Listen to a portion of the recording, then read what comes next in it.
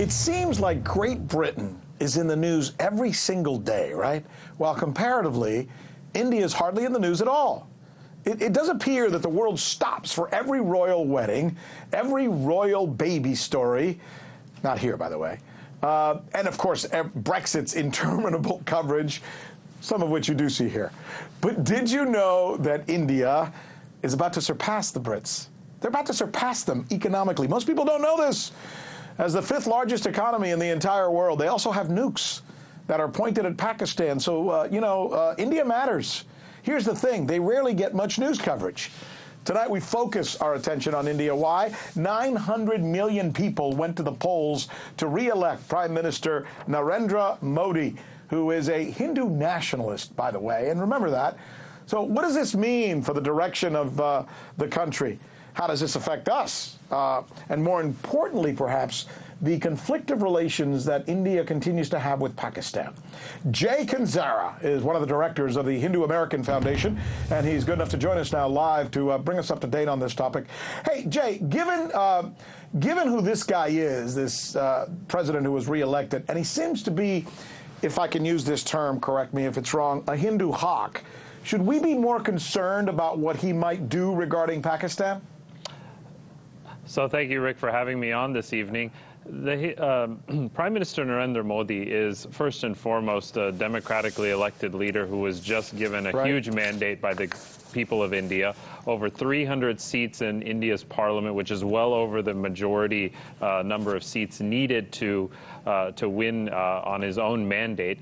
And that is significant for the United States, especially because he has been a key partner, India has been a key partner in the war on terror, and ensuring that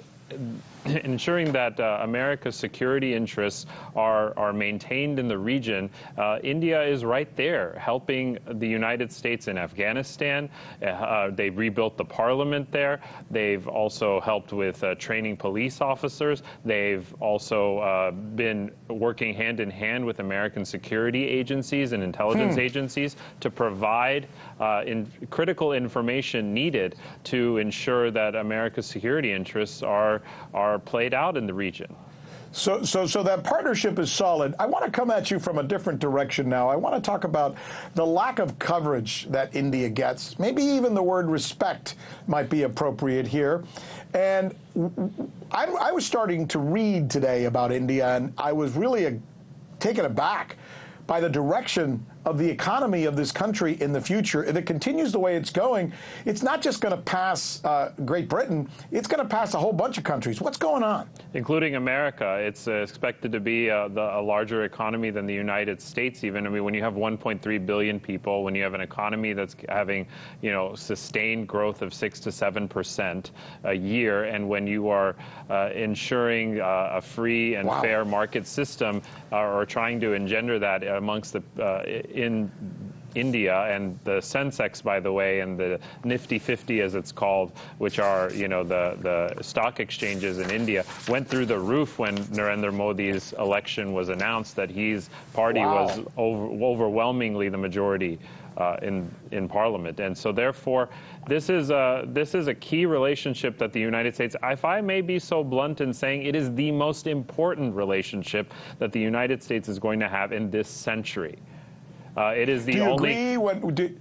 Do you agree when I made... I'm sorry, I didn't mean to interrupt. I thought you were done. But do you agree when I made the point that here, every royal baby is covered, everything that happens in Britain is covered, and yet, we barely hear a peep about India.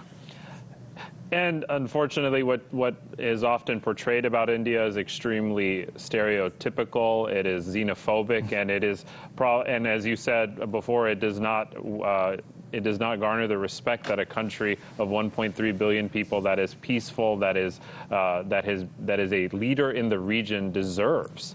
And I think the Indian American community, of which it's 3+ million strong, are changing that perception as well, because they are, and the diaspora across countries, UK, Singapore, Great Britain, Australia, Africa, etc. The Indians that have lived in these countries outside of India are overwhelmingly supportive of the re-election of Narendra Modi, because they want to see development in India. I'm going to go back. We have 30 seconds because you kind of brushed aside my first question a little bit, so I'm going to throw it back at you. Sure. I'm still a little worried about your relations with Pakistan. And by you, obviously, I'm not referring to you, but I mean India's relation with Pakistan. What would you say on that issue?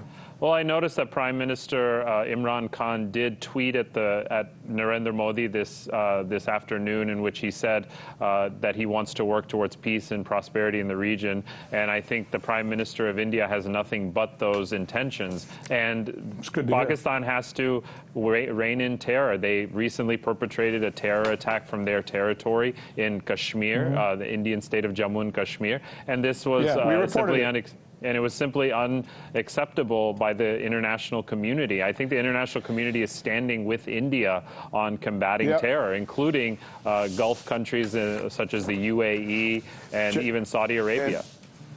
Jay Canzera, you're a great guest. We're going to get you back, okay? We appreciate all the information that you just shared with us. Thank you, Mr. Sanchez.